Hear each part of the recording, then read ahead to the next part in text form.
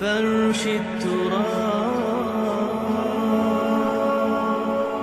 يضمني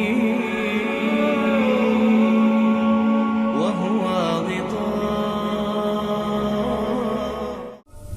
کوئی شخص یقین کے ساتھ نہیں کہہ سکتا کہ اب حالات کا کیا رخ ہوگا، اس لیے کہ ظاہر بات ہے قرآن مجید میں مستقبل کے بارے میں خود حضور سے کہلوایا گیا، وَإِنْ أَدْرِي أَقَرِيبٌ أَمْ بَعِيدٌ مَا تُوعَدُونَ.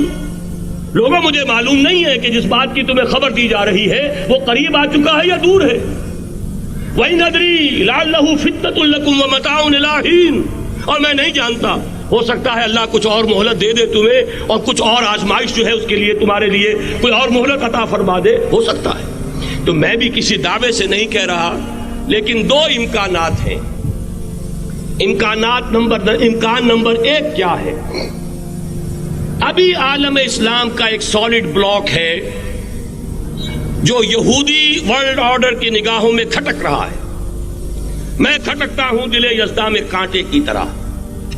اگرچہ ان کی اسٹریٹجی کیا ہے، ایک ایک کر کے ان کے حصے بکھرے کر کے تیا پانچا کرو. ابھی وہ بلاک کون سا ہے؟ ایران ہے، افغانستان ہے، پاکستان ہے، اور روسی ترکستان سے آزاد ہونے والی جو ریاستیں ہیں. یہ ایک سالڈ بلاک. یہ عجمی مسلمان عربی نہیں، عربی گئے، یہ نوٹ کر لیجئے. اس لیے کہ عربوں کو اللہ نے فضیلت دی تھی، محمد ان میں سے تھے صلی اللہ علیہ وسلم، یہ رتبہ بلند ملا جن کو مل گیا. لیکن ساتھ ہی اللہ نے دھمکی بھی دے دی تھی سورہ محمد میں، ان تتولوا یستبدل قوما غیرکم. اگر تم پیٹھ دکھا دو گے اس مشن کو جو ہم نے تمہارے حوالے کیا ہے، تمہیں ہٹائیں گے، کسی اور کو لے آئیں گے. اور یہ بات ہو چکی ہے 13ویں صدی عیسوی میں، 1258 میں جب سقوط بغداد ہوا ہے، عربوں کے ہاتھ سے عالم اسلام کی قیادت چھین لی گئی، معزول کر دیا.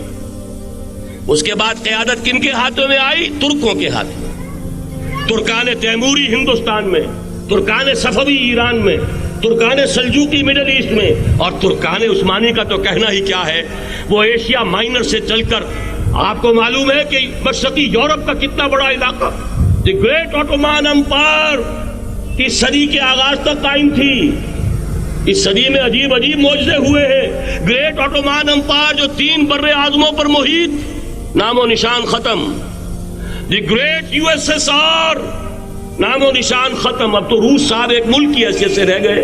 یہ اس صدی میں دو اور وقت نہیں ہے میں اور آپ کو کیا بتاؤں. اس صدی میں تو بڑے بڑے عجیب عجوبے ہوئے ہیں. بڑی 2 عظیم جنگیں ہو چکی ہیں، تیسری جو ہے سر پر کھڑی ہے، دور نہیں ہے، جس کو حدیث میں کہا گیا ہے الملحمۃ العظمی، تاریخ انسانی کی عظیم ترین جنگ، اور وہی صلیبی جنگ جس کا آغاز بوسنیا سے ہو چکا ہے. بہرحال اس وقت جو میں کہہ رہا تھا، ورنہ میرے پاس تو یعنی یہ کہ درد دل کہنے کے لیے وقت نہیں ہے، مجھے اپنی بات کو محدود کرنا پڑ رہا ہے. لیکن میں اب آ رہا ہوں اصل موضوع کی طرف، کہ ایک امکان تو یہ ہے کہ اس بلاک میں اسلام کا احیاء ہو، اور اس کے لیے کچھ نویدیں بھی موجود ہیں احادیث نبویہ میں. وہ تو آپ نے سنا ہوگا اقبال کا شعر، میرے عرب کو آئی ٹھنڈی ہوا جہاں سے، میرا وطن وہی ہے، میرا وطن وہی ہے. حدیث میں آتا ہے یخرج ناس من المشرق یؤتون للمہدی یعنی سلطان ہی. مشرق سے فوجیں نکلیں گی کہ جو کہ مہدی کی حکومت قائم کریں گی، اور یہ ہوں گے حضرت فاطمہ کی نسل ہی سے رضی اللہ تعالی عنہا. لیکن عالم عرب کے اندر پھر ایک طاقت بن کر ابھریں گے، باطل کی قوتوں کے خلاف جہاد کریں گے. لیکن ان کو مدد آئے گی 2 طرف سے. ایک زمینی مدد آئے گی مشرق سے، ایک آسمانی مدد آئے گی. عیسیٰ ابن مریم کا نزول، حضرت مسیح علیہ السلام جو زندہ آسمان پر اٹھائے گئے تھے نازل ہوں گے. اور در حقیقت ان 2 مددوں کے نتیجے میں پھر یہود کا قلع قمع ہوگا، اور یہی گریٹر اسرائیل ان کا گریٹر گریو یارڈ بن کر رہے گا، عظیم تر قبرستان بن کر رہے گا. اس کی بڑی واضح حدیثیں موجود ہیں، اس کی بڑی تفصیلی خبریں موجود ہیں. یہ احادیث کی کتب کے اندر بدقسمتی سے ہماری اس کی طرف توجہ نہیں ہے.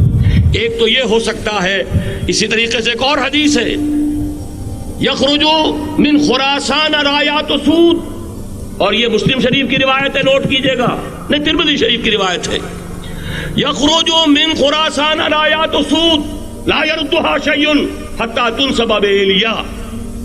اور خراسان حضور کے زمانے میں آج کے افغانستان کا نام تھا. جتنا خون یہاں پر خلوص کے ساتھ دیا گیا ہے اس کی مقدار بھی کم نہیں ہے. یہاں سے خیر برآمد ہوگا. اور دوسری بات اپنے بارے میں نوٹ کر لیجئے، یہ پاکستان، بچا کھچا Pakistan, what remains of Pakistan, یہ اصل میں ہے کیا؟ مولانا بہت خوبصورت انداز میں فرما رہے تھے، یہ 313 نہیں تھے، اسلام تھا. اسی طرح نوٹ کیجئے، پاکستان نہیں ہے، 4 صدیوں کی تجدیدی مساعی کا حاصل ہے. آپ نے کبھی نوٹ کیا ختم نبوت کے بعد اب سب سے اونچا منصب کس کا ہے؟ مجددین. سنن ابی داؤد کی روایت، ان اللہ یبعث فی هذه الامہ علی راس کل 100 عام من یجدد لها دینها. اور نوٹ کیجئے کوئی بات ہے، 1000 برس تک سارے مجدد عالم عرب میں پیدا ہوئے. جیسے ہی دوسرا 1000 سال شروع ہوا، الف ثانی کا مجدد اعظم شیخ احمد سرہندی کہاں تھا؟ صنم خانہ ہند میں. حاضر ہوا میں شیخ مجدد کی لحد پر، وہ خاک کے ہے زیر فلک مطلع انوار، گردن نہ جھکی جس کی جہانگیر کے آگے، جس کے نفس گرم سے ہے گرمی اعراض. وہ پھر 12ویں صدی کا مجدد اعظم امام الہند شاہ ولی اللہ دہلوی، 13ویں صدی کا مجدد اعظم سید احمد بریلوی، اس کے خون کا امین اور اس کے ساتھ کے شہداء کے خون کا امین، ان کے جسموں کا امین آپ کا خطہ ہزارہ، آپ کا خطہ سوات، اس میں ان کی جانیں ہیں جو دی گئی ہیں. اور وہ نہایت میں آپ سے عرض کر دوں، دور صحابہ کے بعد اتنا خالص اسلامی جہاد پوری مسلمان تاریخ میں نہیں ملے گا جتنا وہ تحریک شہیدین کا.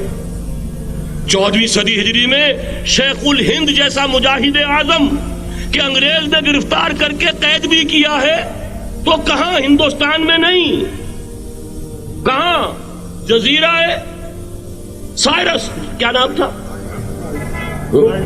مالٹا، جزیرہ مالٹا بحر روم میں. اقبال کے نفس سے ہے لالے کی آگ تیز، ایسے غزل سرا کو چمن سے نکال دو. کہیں ہندوستان کی کسی جیل میں ہوا تو شاید اس کے نفس کی گرمی ہی سے کوئی حرارت پیدا ہو جائے. اور اسی صدی میں 14ویں صدی ہجری میں اقبال جیسا مفکر، اسی 14ویں صدی ہجری میں مودودی جیسا مصنف، اسی 14ویں صدی ہجری میں مولانا الیاس جیسا مبلغ رحمہم اللہ، عظیم شخصیتیں. آج پورے عالم اسلام میں آپ کو تبلیغی دوست ملیں گے.